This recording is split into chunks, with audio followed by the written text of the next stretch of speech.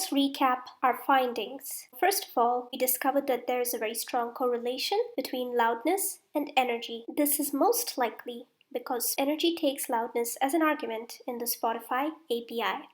There is a significant correlation between valence and energy, which might be an interesting topic to dive deeper into. Third, artists have unique feature correlations in their songs, as we have seen with Xena, Preslava, and Maria. This proves that every artist is indeed unique.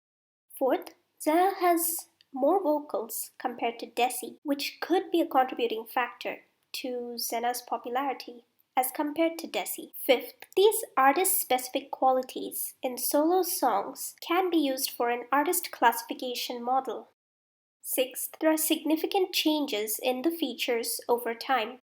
Seventh, this dataset can be used to refine a music recommendation system, not just Bulgarian pop folk, but we can use this dataset for the Bulgarian pop folk segment in an existing music recommendation system.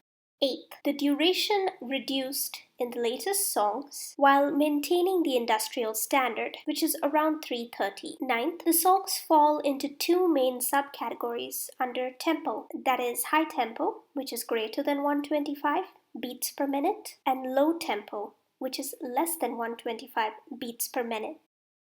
10th, high-tempo songs have a higher count between the years 2018 to 2019. It is highly possible that this was intentionally done by Planeta Official to get more listeners, as it has been found that louder songs are considered more popular among listeners than softer songs. 11. The overall loudness of songs was normalized as a consequence of the implementation of the Spotify normalization campaign.